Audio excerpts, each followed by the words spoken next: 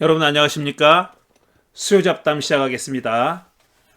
제 책 일그러진 영웅 대 만들어진 영웅 사울 다윗 평전, 이 책을 읽어가면서 사울 다윗 시대 그리고 이스라엘의 군주제가 정착하기 시작했던 그 시기, 기원전 한 11세기, 10세기, 그 어간에 이스라엘에서 벌어졌던 일들을, 역사적인 사건들을 설명하고 있습니다. 근데 우리가 갖고 있는 성서가, 구약 성서가, 사무엘서가 특히 이 사울과 다윗, 한 걸음 더 거슬러 올라가면은 사무엘, 사울, 다윗, 이 세 사람을 중심으로 기록하고 있습니다. 그러니까 전체 민족의 역사지만 이 세 사람을 중심 인물로 내세워서 그렇게 역사를 서술하고 있죠. 그래서 이제 사무엘에 대한 얘기로부터 시작해서, 사무엘은 사실 중요한 역할을 했지만 왕은 아니었죠. 군주제가 들어서는데 결정적으로 중요한 역할을 했던 인물입니다. 그러니까 마지막 사사 시대의 마지막 사사였고, 첫 번째 왕인 사울이 즉위하는데 결정적인 역할을 했던 사무엘 이야기로 시작해서 이제 사울, 다윗으로 넘어가고 있습니다. 지금 우리가 읽고 있는 부분이 제3부인데, 오늘 읽을 부분이 제3부 2장입니다. 3부는 이제 다윗이 등장하는 그 시기에 관한 얘기입니다. 그리고 사울과 다윗이 공존했던 시기죠. 그래서 권력이 차차 사울에서부터 다윗으로 넘어가는 이야기입니다. 그 어간에 벌어졌던 일들을 사무엘서가 어떻게 전하고 있는지, 그 사무엘서가 어떤 시각으로, 어떤 관점에서 이스라엘의 역사를 바라봤는지 하는 것을 설명하고 있습니다. 오늘 제 2장은 제목이 사울 궁전에서의 다윗이라는 제목이 붙어 있습니다. 자, 오늘 제 2장의 첫 번째 단락을 읽으면서 설명해 드리겠습니다. 사무엘상 18장부터 31장까지는 다윗을 제거하려는 사울의 노력과 그럼에도 불구하고 다윗이 어떻게 살아남았는지를 다루는 장들입니다. 조금 세분해 보면은 18장부터 20장까지는, 그러니까 18, 19, 20장은 사울의 궁전에서 다윗이 어떤 어려움을 겪었는지에 대한 이야기, 그런 이야기가 적혀 있고, 또 21장에서 26장까지는 다윗이 사울의 추격을 피해 도망다닌 이야기가 적혀 있으며, 그리고 마지막으로 27장에서 31장까지는 다윗이 블레셋으로 피신해서 겪은 내용의 이야기, 그런 사건들이 서술되어 있습니다. 이런 와중에 다윗은 새 아내들을 맞았고, 사울을 죽일 기회를 2번 가졌지만 살려줬고, 또 살아남기 위해서 자신이 미친 척하기도 했습니다. 자기가 광인인 척한 겁니다. 미친 사람인 척했어요. 이렇게 다윗은 파란만장한 삶을 살았습니다. 다윗이 결국 권좌에 올라갔지만 그 과정은 결코 순탄치 않았습니다. 거기엔 여러 가지 요인이 작용했죠. 가장 큰 요인은 뭐냐 하면은 다윗이 사울의 자식이 아니라는 것, 사울의 아들이 아니라는, 그게 가장 큰 요인이었죠. 그러니까 왕위를 계승할 어떤 순위권에 들어있지 않은 자가 왕위를 계승했으니 빼앗긴 사람의 입장에서 보면 찬탈당한 거나 마찬가지죠. 그랬으니 이제 다윗이 파란만장한 삶을, 순탄치 않은 삶을 살았던 것은 어떻게 보면 당연하다고 말할 수 있겠습니다. 다윗이 골리앗을 물리친 이야기 다음에는 그가 사울의 아들 요나단과 만난 이야기가 이어진다. 요나단이야말로 사울의 장자이고 따라서 사울의 왕위를 계승할 1순위 계승자입니다. 요나단은 다윗과 깊은 우정, 제가 괄호하고 또는 사랑이라고 적었습니다. 요나단은 다윗과 깊은 우정을 나눈 사이 친구지만 동시에 왕위 계승의 경쟁자였다. 저는 여기서 지금 다윗과 요나단 사이의 어떤 개인적인 사적인 관계에 대해서는 뭐 나중에 이야기할 기회가 있을지 모르지만 지금 여기서 다루고 있는 것은 왕위 계승 순위, 사울의 왕권을 누가 계승하느냐 하는 그런 이야기에 좀 집중해서 설명하려는 겁니다. 요나단은 다윗과 요나단 사이는 그러니까 그냥 보통 친구, 우정을 나누는 친구 사이 그 이상일 거라고 추측하는 사람들이, 그런 학자들이 상당히 많습니다. 이 둘 사이를 서술하는 내용을 보면은 이 두 사람이 혹시 전 동성의 관계가 아닌가라고 생각할 수 있을 생각할 만한 그런 지점들이 없지 않아 있습니다. 그런 점에서는 다윗은 이제 양성애자였던 거죠. 만약 그게 사실이라면 요나단과의 관계가 우정 이상의 어떤 사랑의 관계였다면 다윗은 여러 아내도 거느렸으니까, 여러 아내와 결혼도 했으니까 양성애자라고, 요즘 말로 하면 양성애자라고 볼 수 있는 거죠. 요나단의 어떤 사생활에 대해서는 많이 기록이 남아 있지 않으니까 우리가 뭐 추측해 볼 수 있는 근거는 별로 없습니다. 사실 요나단은 앞에서도 요나단 때문에 질 뻔했던 전쟁을 이기기도 하고, 또 요나단이 선공을 하고 나갔기 때문에 전쟁에서 이겼다는 얘기도 있고 등등, 벌써 요나단은 앞에서 등장했습니다. 근데 여기서는 이제 다윗과의 관계에 초점을 맞춰서 설화자가 그렇게 서술하고 있는 거죠. 사울의 맏아들로 왕위 계승 서열 1위 요나단은 다윗을 만나자마자 마음이 끌려서 그를 자기 목숨처럼 아끼게 됐다고 했습니다. 18장 1절에.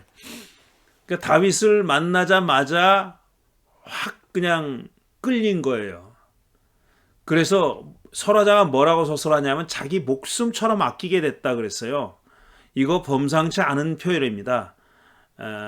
범상치 않은 표현이에요. 그냥 단순한 우정 이상을 상상하고 추측할 수 있는 근거가 되기도 합니다.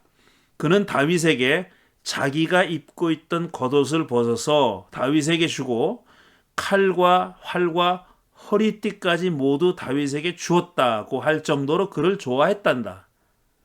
그렇게 얘기합니다. 근데 이 행위는 단순히 좋아하는 감정을 넘어서는 행위입니다. 이 옷을 벗어서, 자기가 입던 옷을 벗어서 다윗에게 준 이유는 다윗이 입으면 더 잘 어울리니까 그런 내용이 아니에요. 그런 내용이 아닙니다. 그런 의미가 담긴 행위가 아니고요. 칼과 활과 허리띠까지 다윗에게 줬다 그랬잖아요. 근데 앞에서도 얘기했지만 이 이스라엘의 무기가 그렇게 변변치 않습니다. 그런데 왕위 계승 서열 1위로서, 왕세자로서 자기가 갖고 있던 어떤 특권적인 무기잖아요. 특권입니다. 이런 무기를 가지고 있는 거는 요나단의 특권인데 그걸 다 다윗에게 넘겨줬다는 거잖아요.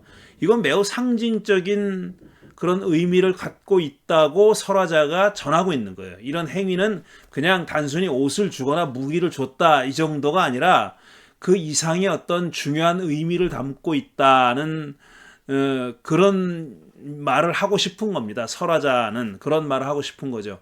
한마디로 얘기하면 뭐냐면은 설화자는 요나단이 자기 왕위 계승권을 다윗에게 넘겨준 행동으로 그렇게 서술하고 있는 겁니다. 그렇게 표현하고 있는 겁니다.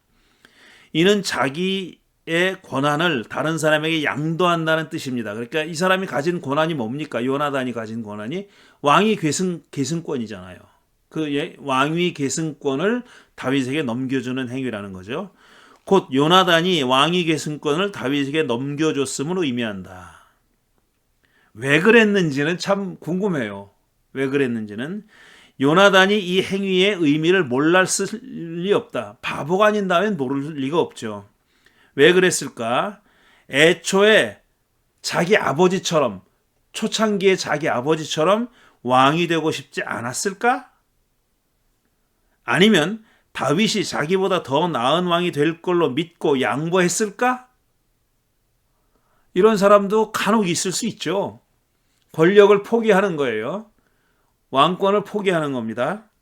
왜? 자기보다 다윗이 더 훌륭한 왕이 될 것 같으니까 그랬다는 겁니다. 그렇게 추측할 수도 있다는 거죠. 그렇다고 해도 시기가 너무 이르고 그렇잖아요. 왕이 자기 아버지가 버젓이 살아있는데 지금 시기에 이런 행위를 한다는 게 무슨 의미가 있냐 이거죠. 이 문제를 두고 사울과 상의하지도 않았다. 적어도 성경에는 둘이 이런 문제를 가지고 상의했다는 얘기가 없습니다. 만약에 있었다면 서술했을 거다라는 거죠. 요나단이 이런 행동을 했다는 사실을 사울도 알고 있었는지 궁금합니다. 정말. 자기 아들이 자기가 물려줄 왕권을 자기 친구에게, 그리고 야훼가 자기로부터 왕권을 빼앗아서 넘겨주겠다고 했던 바로 그자에게 자기 아들도 쏠려 있다는 것을 알았을까 과연? 궁금하죠? 근데 설화자는 거기에 대해서 아무 말도 하지 않죠. 사울이 초대 왕이었으므로 이스라엘에는 왕위 계승에 선례가 없었습니다. 첫 왕이니까요. 대한민국의 첫 대통령이 이승만이었듯이 사울이 첫 왕이니까 왕위 계승에 선례가 없었어요. 물론 그 주변의 종족들에는 다 왕위 계승의 어떤 원칙이 관습적으로 굳어져 있었죠. 아들이 물려받는 겁니다. 그것도 장자가 가장 유리한 조건에 있었던 것은 오랜 전통이었죠. 당시 중동 지역의 전통에 따르면 장자 계승이 순리였으므로 요나단이 1순위였지만 그것이 철칙은 아니었습니다. 예외가 상당히 많이 있었다는 얘기예요. 예외가 많이 있었습니다. 다윗은 그런데 혈통상 사울 가문과 무관했으므로 나중에 사위가 되지만요. 사위는 아들하고 다른 겁니다. 전혀 다른 거죠. 계승 순위에 들어있지도 않았다. 사정이 이랬으니 그가 요나단의 겉옷과 무기를 받았다고 해서 갑자기 순위에 들지는 않았을 터이다. 또 다윗도 그렇게 생각했을 겁니다. 아마. 요나단은 어떤 의도를 가지고 자기의 의복과 무기를 넘겨줬는지 모르지만 그걸 받았다고 해서 내가 이제 왕이 되나 보다라고 다윗이 생각하지는 않았을 거다라는 거죠. 설화자가 이 이야기를 여기에 배치한 이유는 다른 데 있지 않다. 리스트에 없던, 그러니까 왕위 계승 리스트에 없던 다윗에게 왕위 계승의 정당성을 부여하려면 이렇게라도 했어야 했다는 이야기다. 계승권자가 물려줬다는 거죠. 그러니까 자발적으로 물려줬다라는 얘기를 하는 겁니다. 그래야 다윗이 왕위 계승할 어떤 정통성이 확보되니까 말이죠. 사울은 이런 사실을 몰랐는지 다윗을 군 지도자로 임명했는데 이게 얘기가 좀 뒤죽박죽인 그런 경우들이 있습니다. 이 이야기에. 군 지도자로 임명하면 마치 요나단이 자기 아들 요나단이 다윗에게 어떤 행동을 했는지도 모르고 또 그 다음에 다윗이 자기의 왕위를 계승할 그런 야훼가 그를 후계자로 점지했다는 것을 마치 모른다는 듯이 중요한 직책을 준다는 거예요. 물론 전쟁에서 어떤 그 효능감이 있었으니까 그렇기도 했겠지만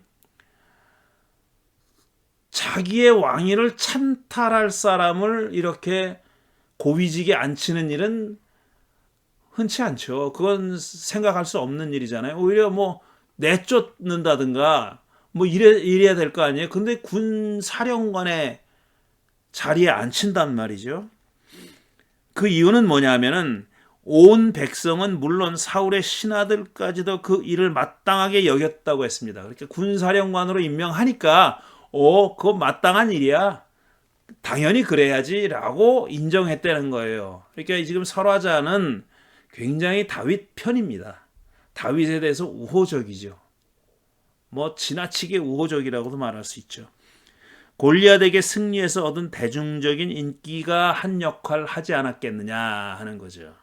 싸움은 다윗이 잘해. 전쟁 지도자로서는 참 딱 맞는 그런 인물이야 라는 세평이 작용하지 않았겠느냐 하는 거죠. 이렇게 다윗은 사울의 왕궁에서 안정적으로 자리 잡았잖아요. 군사령관까지 됐으니까 둘의 관계는 처음부터 좋지 않았다. 제가 지금 방금 말씀드렸듯이 좀 이야기가 왔다 갔다 합니다. 뒤죽박죽이에요.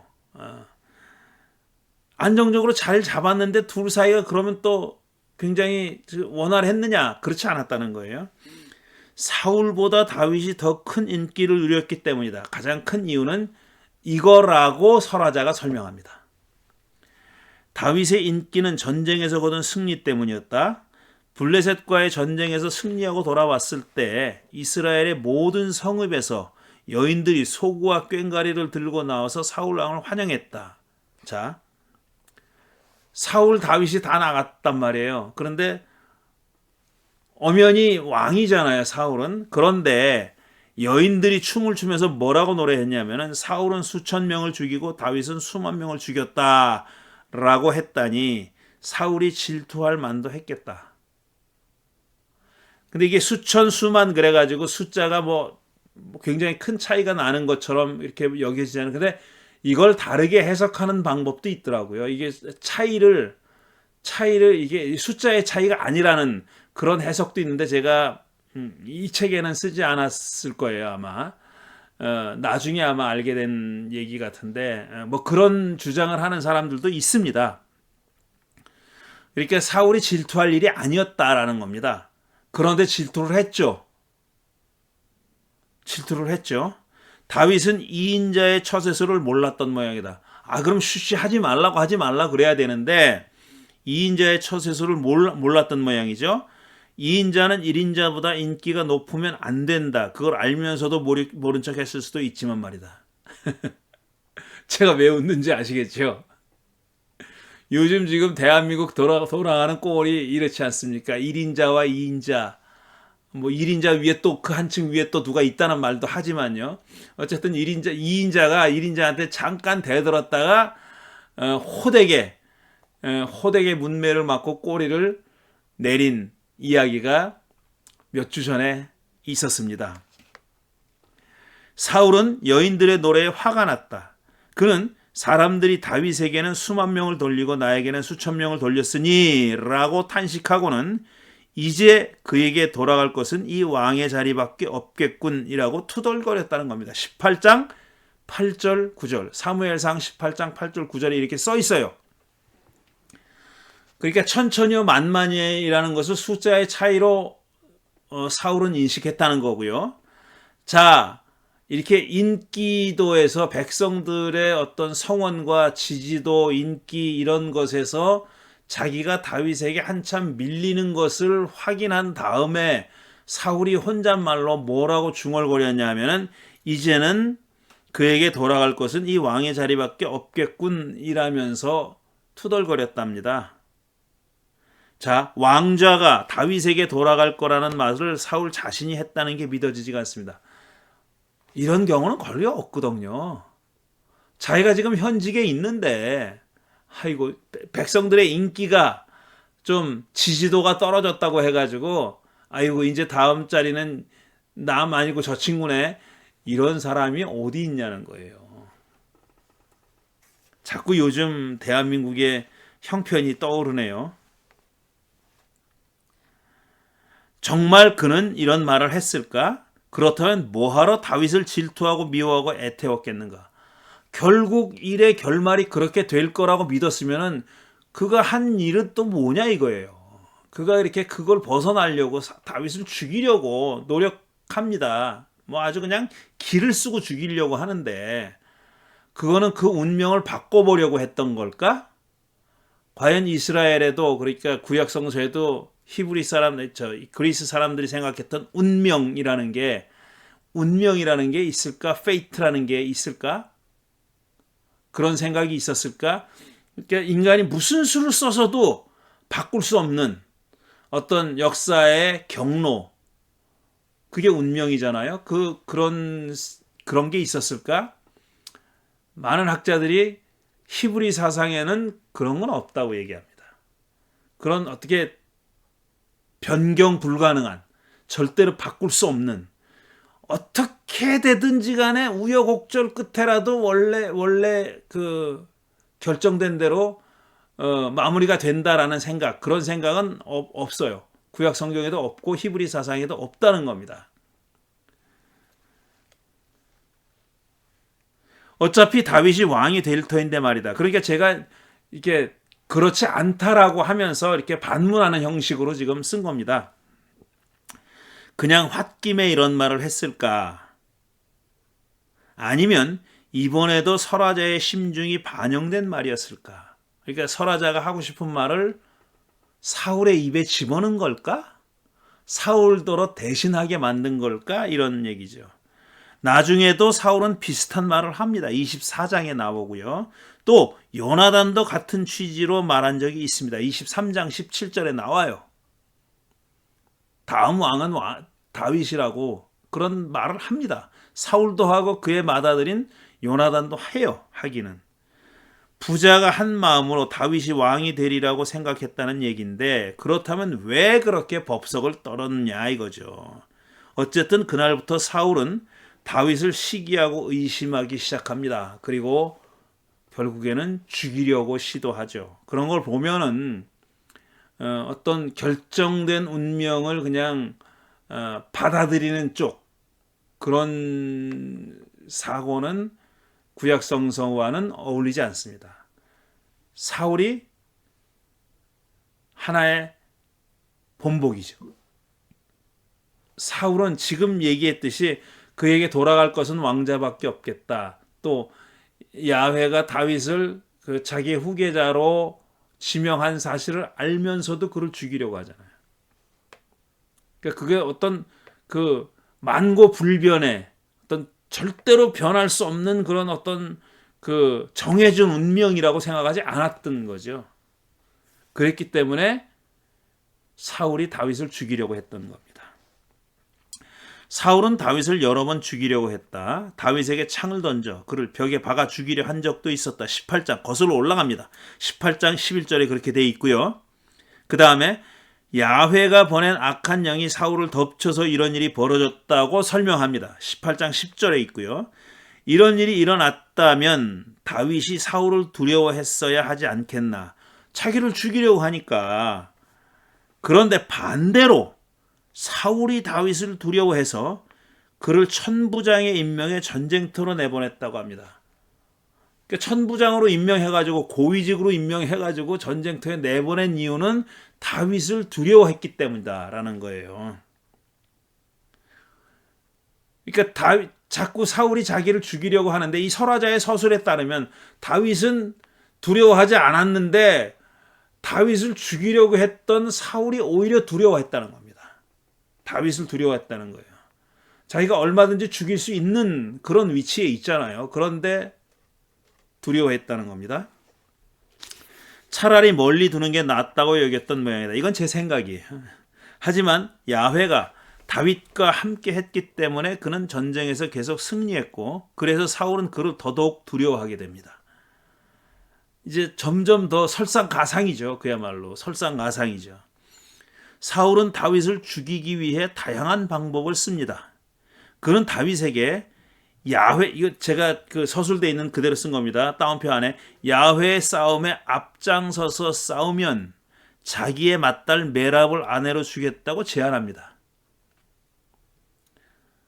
블레셋 사람의 손에 그를 죽이려 했던 것인데, 그러니까 전쟁터에 내보내가지고 맏딸을 주겠다고, 그러니까 맞사위로 삼겠다고 유혹하는 거죠. 너 전쟁터에 나가서 싸워.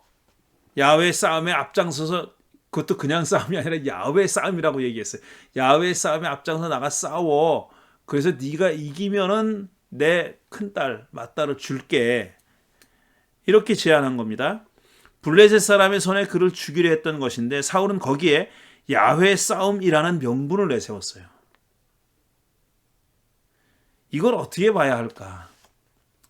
자기가 다윗을 죽이려고 하는 어떤 음모, 계책인데 그 전쟁을 벌이는 이유가 전쟁을 자기가 벌이지 않더라도 벌어진 전쟁에 다윗을 벌어진 전쟁이 야훼 전쟁이라는 이름을 붙여서 그렇게 부르면서 그를 전쟁터에 내보내면서 만약 이기면 내 큰딸을 줄게라고 해놓고 그런 그 꿍꿍이가 있으면서 그 전쟁을 야훼 전쟁이라고 이름 붙이잖아요. 이게 저로서는 참 쉽게 이해되지 않는 그런 대목입니다. 우리 사람들이 흔히 떡하면 뭐 하나님 찾고 하나님을 갖다 붙여요. 거기다가 무슨 일을 하는데 이것 하나님이 원하시는 일이다. 이건 하나님의 일이다. 뭐 이렇게 얘기합니다. 근데 사실 그게 생각은 다른 데가 있으면서도 그러는 경우도 있고 둘을 다 그냥 짬뽕하면서도 순전히 하나님의 일이라고 생각하지도 않으면서도 다른 또 생각도 있으면서 거기 그냥 쉽게 하나님을 갖다 붙이는 그런 경우가 많이 있습니다. 또 교회에서 하는 일은 또 무조건 하나님이 하는 일이래. 근데 아쉽게도 그걸 아직도 그대로 믿는 참 순진하다 그럴까? 이런 사람들이 있어요. 그런 목사들이나 교회에서 집단적으로 나쁜 짓도 하거든요. 근데 나쁜 짓을 하면서 좋지 않은 짓을 하면서 이건 교회가 하는 일이니까 하나님의 일이다라는 식으로 마치 이건 목사가 원하는 일이니까 하나님이 일이다 라는 식으로 그거 다 사기입니다. 다 거짓말이에요. 사울이 지금 이렇게 하는 것처럼 그것도 다 자기 꿍꿍이가 있으면서 참 하늘이 두렵지도 않은가 봐. 하나님이 두렵지도 않은가 봐. 하나님 이름을 그냥 계속 거기다 갖다 붙입니다. 속임수를 쓰는 사람은 속는 사람이 있기 때문에 그렇습니다. 속는 사람이 없으면 속임수를 못 써요. 속지 마시라고 드리는 말씀입니다. 야훼에 의해 차기 왕으로 선택된 사람을 야훼 싸움에 내보내서 죽이는 것이 가능하다고 생각했을까? 이건 정말 아이러니 아니에요. 사울도 내키지는 않고 받아들이긴 힘들지만 다윗이 하나님의 사람이라는 걸 알지 않습니까? 그런데 그를 하나님의 싸움에, 야훼의 싸움에 내보내서 죽이겠다는 거예요. 야훼의 싸움에 야훼의 사람을 내보내서 죽일 의도를 가진다는 게 이게 말이 되나? 다윗은 이 제안을 공손히 거절합니다. 그러자 사울은 자기 둘째 딸 미갈이 다윗을 사랑한다는 걸 알고 무릎을 쳤다. 자, 여기가 여자가 남자를 사랑한다는 말이 구약성서 최초로 나오는 구절이라 그럽니다. 중요한 건 아닌데 뭐 처음으로 나왔다고 해서 뭐 특별히 중요성을 가지고 있는 건 아닌데 어쨌든 여자가 남자를 사랑한다는 그런 표현이 처음 나오는데 그게 누가 누구를 사랑했냐면 미갈이 사울의 둘째 딸인 미갈이 다윗을 사랑했다는 거예요. 어떤 점 때문에 사랑했는지는 모르죠. 하지만 사울은 또 자기 딸의 사랑까지도 이용해 먹을 생각을 합니다. 무릎을 칩니다. 딸을 미끼 삼아 블레셋 사람의 손을 빌려서 다윗을 죽일 생각을 했던 것입니다. 이번에는 블레셋 사람 양피 100개를 가져오라는 조건을 답니다. 그러니까 100명을 죽여서 그의 양피를 가지고 오라는 겁니다. 죽였다는 증표죠. 양피는 100명을 죽여서 100개를 가져오라 이런 조건을 달았어요. 그러면은 미갈을 아내로 주겠다는 겁니다. 사람의 양피를 가져오려면 그를 죽여야 하므로 블레셋 사람 100명을 죽여서 증거로 양피를 가져오라고 한 셈입니다. 다윗은 이번에는 왕의 사위가 될 작정으로 18장 26절에 선하자가 이렇게 아주 노골적으로 다윗의 의도를 서술했습니다. 왕의 사위가 될 작정으로 골리앗과 싸울 때도 그런 의도를 내세웠죠. 표현했죠. 여기서도 그렇게 합니다. 설화자가 부하들을 이끌고 가서 블레셋 사람 양피 200개를 가져옵니다. 2배를 죽인 거예요. 사울이 원했던 것에 2배를 가져온 것이다.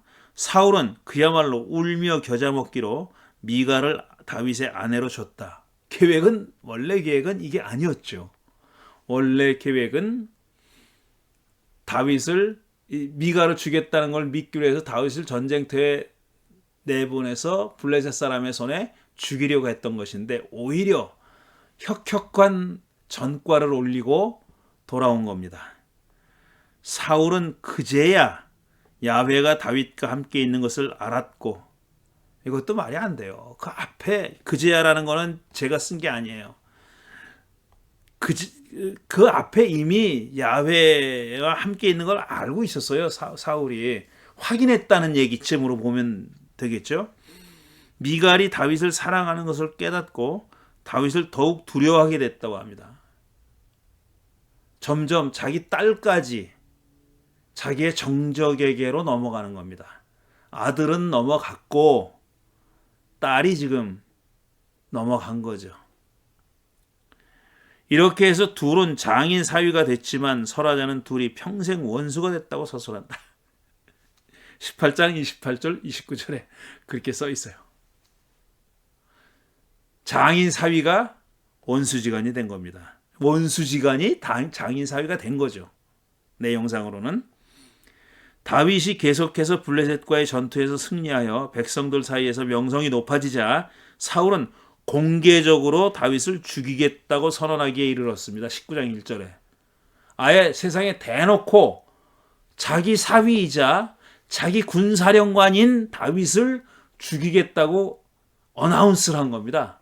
공개적으로 어나운스를 했다는 거예요. 이것도 참 이해하기는 쉽지 않은 일이죠. 다윗의 둘도 없는 친구 요나단이 이 말을 듣고 다윗에게 사울의 의도를 알려줍니다.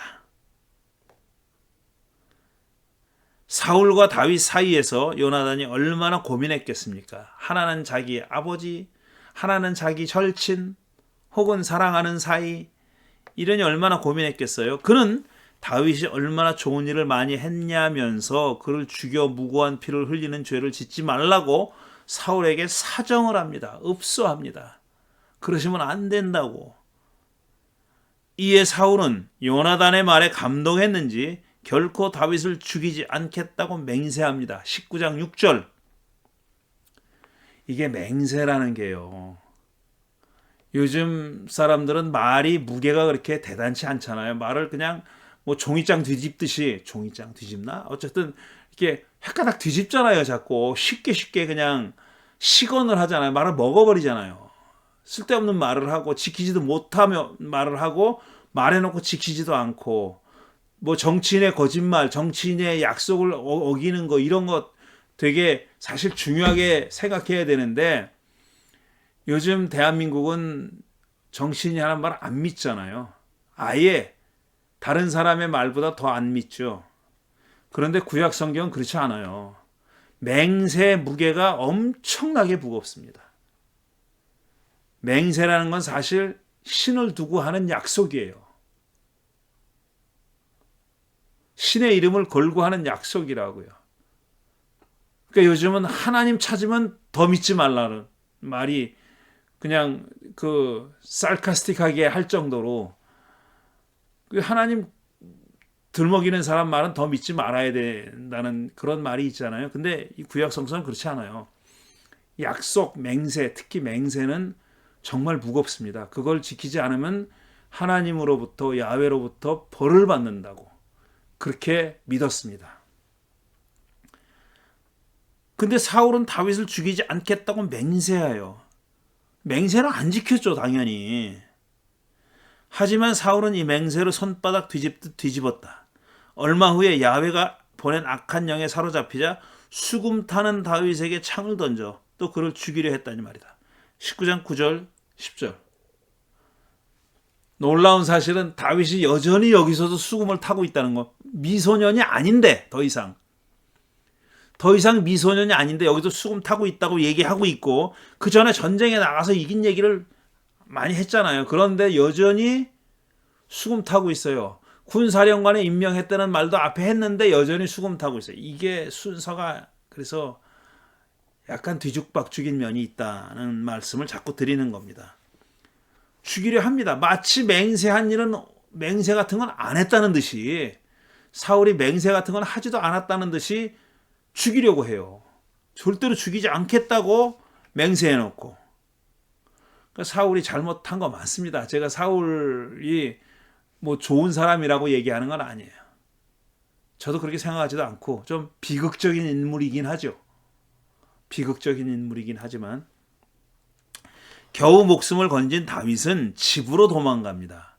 그러니까 미갈과 함께 살고 있는 그 집으로 도망간 거예요. 사울은 다시 그리로 사람들을 보내 그를 죽이려 합니다. 이게 뭐 끈질깁니다. 집요하죠. 이번엔 사울의 딸이자 다윗의 아내 미갈이 그를 구해줍니다.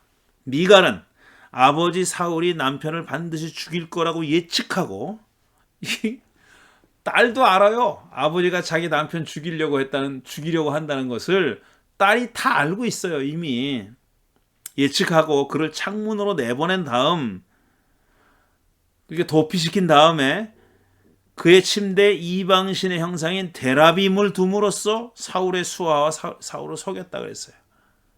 데라빔 이방 신상입니다. 이방신의 신상인데 이 데라빔은 창세기 31장 보면은 라반의 집에서 야곱이 자기 식솔들을 거느리고 자기 고향으로 돌아갈 때 라헬이 몰래 가지고 나온 수호신이라고 번역되어 있죠. 그게 드라빔입니다. 드라빔을 가지고 나오죠. 그 드라빔, 똑같은 드라빔이라는 얘기 아니라 같은 종류의 드라빔입니다. 그 드라빔을 둠으로써 사울의 수하와 사울을 속였다. 이에 분노한 사울이 딸을 나무라자 그는 태연하게 다윗이 자기를 죽이려 했기에 어쩔 수 없이 없었다고 거짓말을 늘어놓습니다. 이 거짓말들도 잘해요. 이 사람들이. 다윗이 미갈을 언제 죽이려고 했어요. 근데 뻔뻔하게 자기 아버지한테 딸이 거짓말합니다. 그래서 어쩔 수 없이 도망갔다고 그렇게. 그러니까 미갈은 다윗을 살리기 위해 두 번 거짓말한 셈입니다. 데라빔을 갖다 놓고 속인 거, 그 다음에 또 거짓말한 거, 이겁니다. 근데 제가 여기서 읽으면서 이 설화자는 마치 이게 뭐 자연스럽게 데라빔을 갖다 놓고 속였다, 이게 아주 재치 있게 속였다 이런 식으로 얘기하는 이 다윗 미갈 집에 이방신의 신상인 데라빔이 있네. 이건 여러분 어떻게 생각하세요?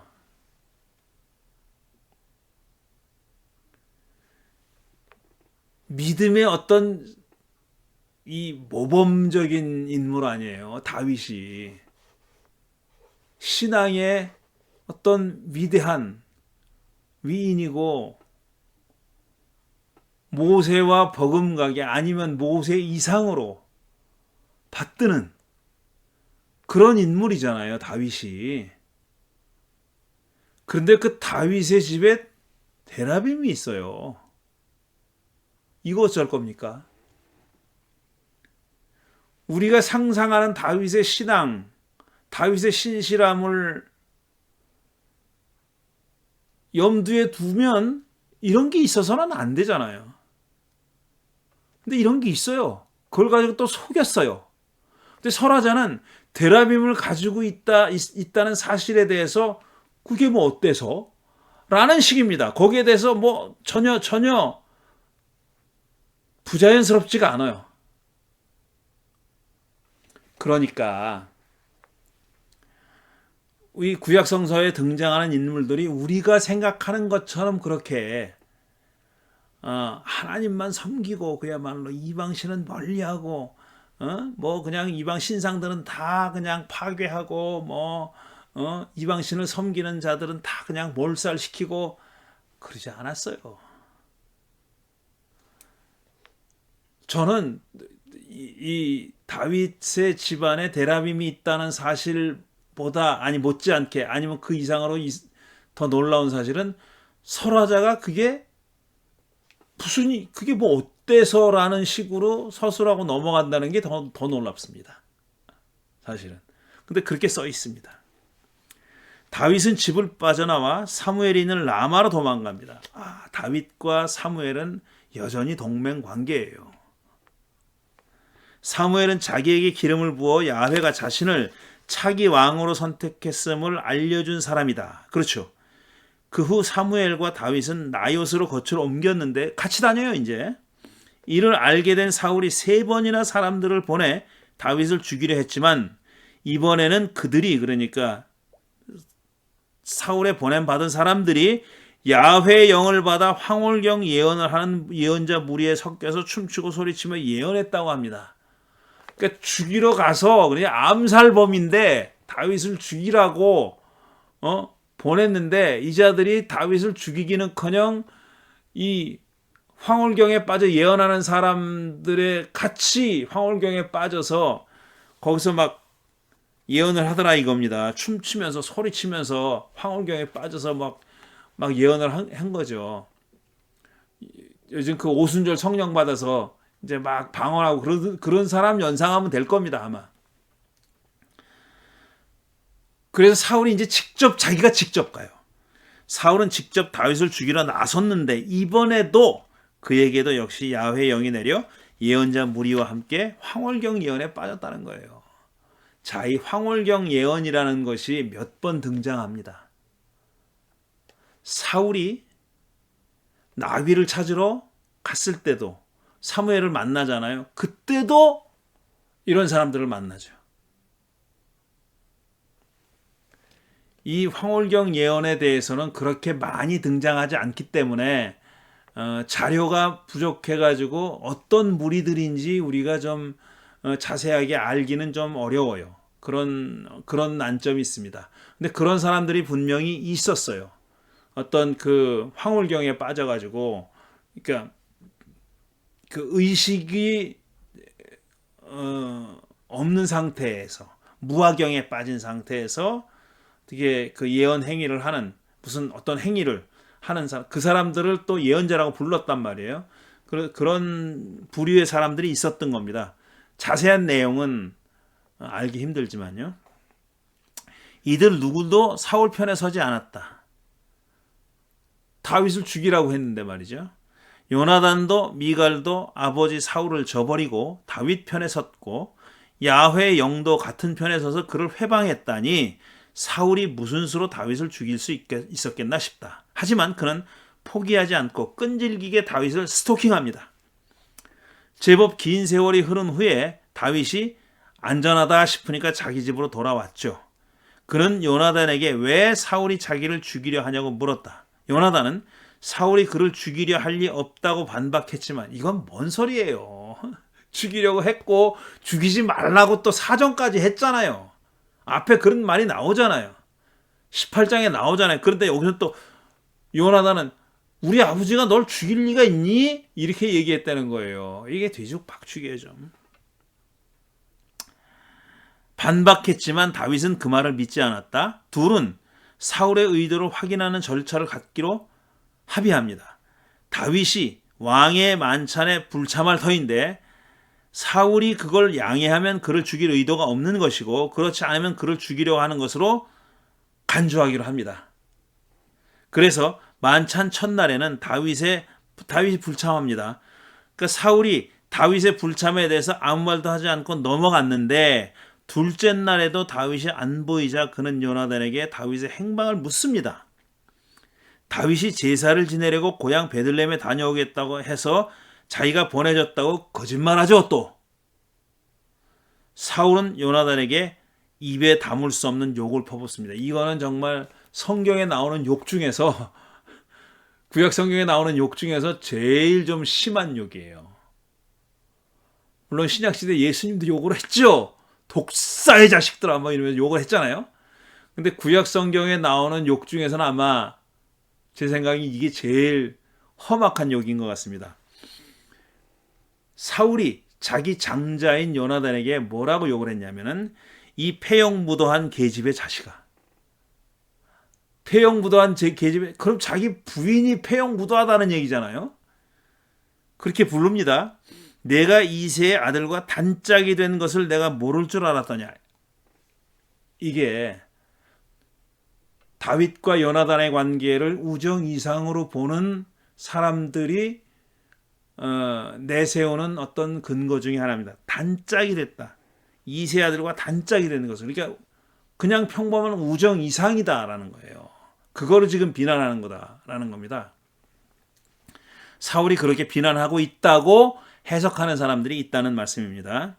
내가 모를 줄 알았더냐. 그런 녀석과 단짝이 되다니 너에게도 부끄러운 일이고 너를 낳은 내 어미를 발가벗기는 망신이 될 뿐이다. 자, 조금 여러분도 그런 느낌이 들죠.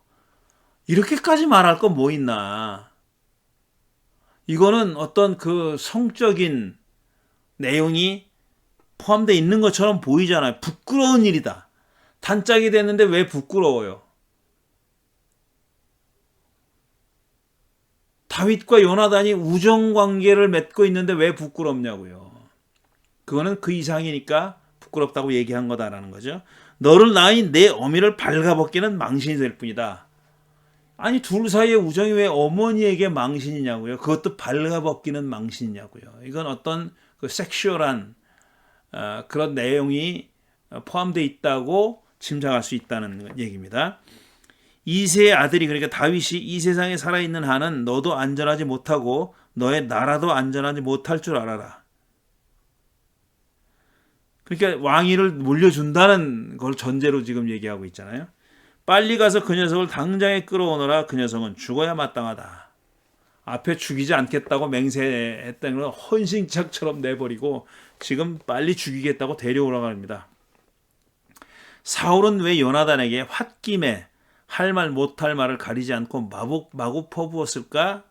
아니면 거기에 따져봐야 할 내용이 있을까? 이 욕설을 다 듣고 제가 지금 말씀드린 겁니다. 그렇게 어떤 동성애적인 모티브가 들어있는 거 아니냐라고 생각한다는 내용입니다. 그런 생각을 하는 사람들이 있다는 얘기죠. 이 욕설을 다 듣고 요나단이 사울에게 항의하자 사울은 이번에는 그를 죽이려고, 자기 아들을 죽이려고 창을 겨눴다고 한다. 아들이 얼마나 놀랐고 얼마나 좌절했겠습니까? 이 역시 야훼가 보낸 악한 영 때문일까? 성경에는 그렇게 써 있진 않아요. 근데 제가 짐작해 보는 겁니다. 이에 요나단은 참지 못하고 자리에서 뛰쳐나왔고 마음이 아파 하루 종일 금식했다. 이튿날 그는 다윗을 만나서 사울이 그를 죽이려고 한다고 사실대로 알려주죠. 다윗은 더 이상 사울의 궁전에 머물 수 없게 됐습니다. 왕이 죽이려고 하는데 어떻게 같이 한자리에 있겠어요? 둘은 앞서 둘이 맺은 언약을 재차 확인한 후 이별의 정을 나누고 헤어집니다. 자, 이별의 정을 이렇게 나눕니다. 잘 가게 우리가 서로 야훼의 이름을 걸고 맹세한 것은 잊지 않도록 하세. 야훼께서 나와 자네 사이에서뿐 아니라 나의 자손과 자네의 자손 사이에서도 길이길이 그 증인이 되실 것일세. 라는 말을 작별사로 하고 이 두 사람은 헤어집니다. 여기까지가 첫 번째 단락입니다. 이 3부 2장은 세 단락으로 나눠져 있습니다. 첫 번째 단락이 오늘 읽었고요. 두 번째 단락의 내용이 깁니다.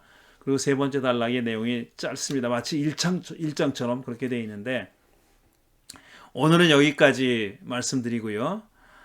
다음 주에 이제 두 번째 단락을 하도록 하겠습니다.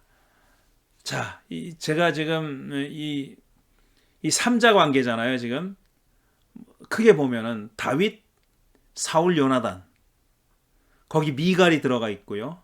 지금 읽은 내용 가운데서는 이 네 사람이 주인공입니다.